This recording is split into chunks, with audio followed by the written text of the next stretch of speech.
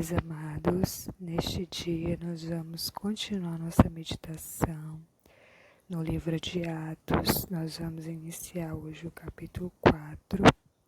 Nós vamos ler do verso 1 ao verso 4. Oremos. Senhor Jesus, vem falar conosco através da Tua palavra, Senhor. Abre os nossos olhos espirituais, abre os nossos ouvidos. Nos dá entendimento, Senhor, disso que nós vamos ler, Pai. Que essa palavra, Senhor, venha falar conosco, venha nos ensinar o que o Senhor quer nos ensinar.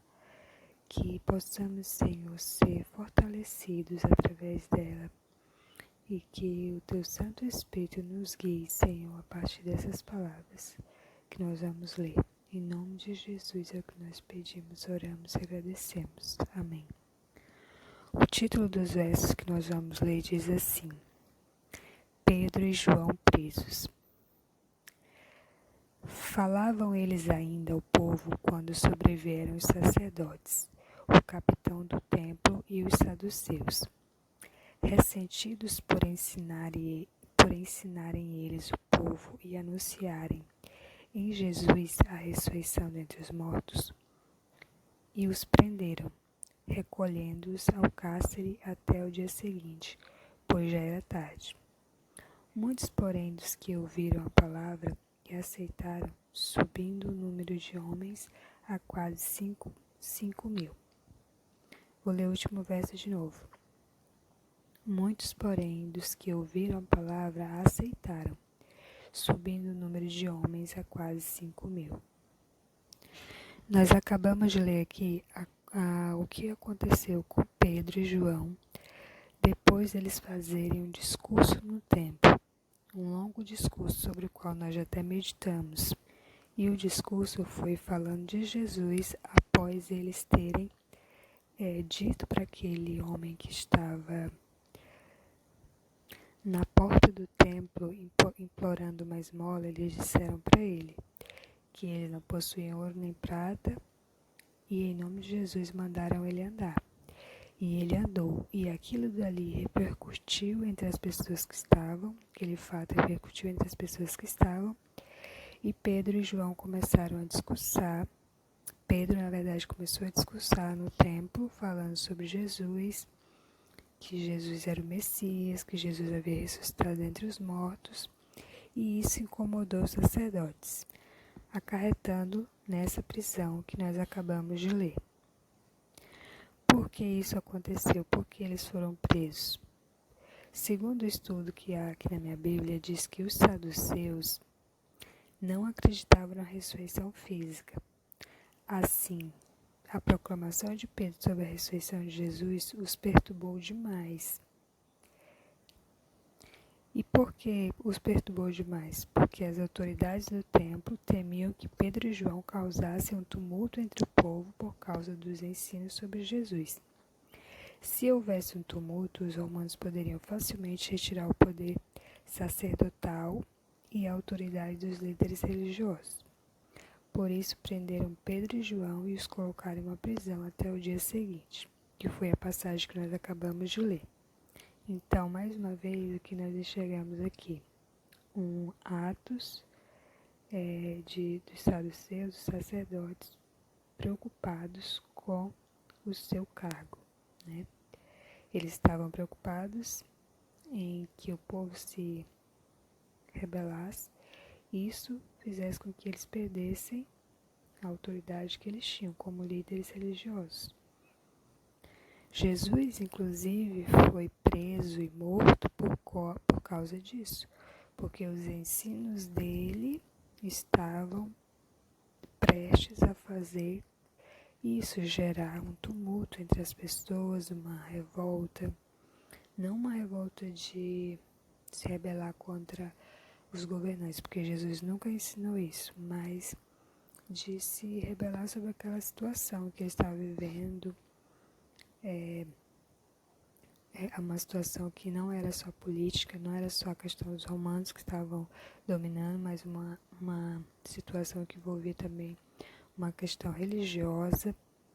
Então, o medo deles de Jesus é mudar aquela estrutura que havia, estrutura de sacerdotes, de anciãos, Jesus causar mudanças e eles serem retirados das suas posições, fez com que eles comprassem testemunhas mentirosas para testemunhar contra Jesus, fizessem um julgamento à noite às pressas, condenassem Jesus à morte. Tudo isso para quê?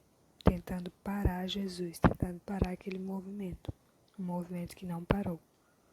Um movimento que existe até hoje, que é o Evangelho de Cristo. Então, mais uma vez, o Evangelho, a verdade sobre Jesus, incomodando os sacerdotes, os saduceus e toda aquela estrutura religiosa que havia ainda. E eu penso que realmente o Evangelho deve incomodar as pessoas que estão acomodadas nas suas religiosidades, nas suas posições, sejam elas políticas ou religiosas. Enfim, o Evangelho, se ele não incomodar, se ele não mudar, se ele não trouxer incômodo, ele não está sendo o Evangelho. Porque o Evangelho é boas novas. Então, boas novas é para causar, sim, mudança na vida, mudança no comportamento, mudança no pensamento. Então, que honra, né, que esses homens tiveram de estarem sendo presos por Jesus, por causa de Jesus, por causa do Evangelho. Porque isso, com certeza, para eles era uma honra. Pelo que eles entendiam do Evangelho, da verdade, isso para eles era uma honra. Mais adiante nós vamos meditar sobre o que aconteceu na prisão, sobre o que aconteceu com a igreja, enquanto isso, mas por hora nós vamos ficar aqui. E encerrando, a gente percebe que o discurso surtiu efeito, porque a palavra diz no verso 4 que muitos dos que ouviram aceitaram e a quantidade de pessoas que estavam aceitando o evangelho passou para quase 5.000 pessoas. Então a comunidade cristã estava crescendo, a igreja estava crescendo. O Espírito Santo estava trabalhando na vida das pessoas e convencendo elas do pecado, da justiça e do juízo. Mas para isso foi preciso alguém falar, Pedro falar. Oremos a respeito do que nós acabamos de ler. Senhor Jesus, que teu evangelho, Senhor, que a tua palavra, Senhor, que é viva, ela possa nos incomodar, Senhor. Ela possa vir, Senhor, tirar toda estrutura, toda sujeira, todo pecado das nossas vidas, Senhor, que não te agrada. Que o Senhor possa, Senhor, mudar as nossas vidas através da tua palavra, Senhor. E que possamos ter ousadia como esses homens de levar a tua palavra, mesmo sendo, Senhor, algo que possa incomodar pessoas poderosas, pessoas de grande status na sociedade, Senhor. Não deixe nós nos calarmos, Senhor, mas que a tua palavra seja levada.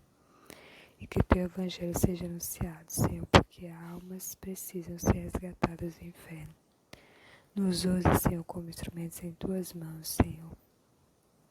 Nos usa, meu Pai, e que nessa geração, Senhor, possamos ser pessoas que levam a tua palavra, mesmo que hajam retaliações, hajam levantes, Senhor, mas que nós não nos calemos, Senhor. É o que nós te pedimos. Nos usa como instrumento em tuas mãos, onde nós estivermos, na geografia que nós estivermos, Senhor, que o Senhor nos use. Em nome de Jesus é o que eu te peço e te agradeço. Amém. Medite nessas palavras, entregue ao Senhor esse minuto de meditação como a sua oferta a Ele.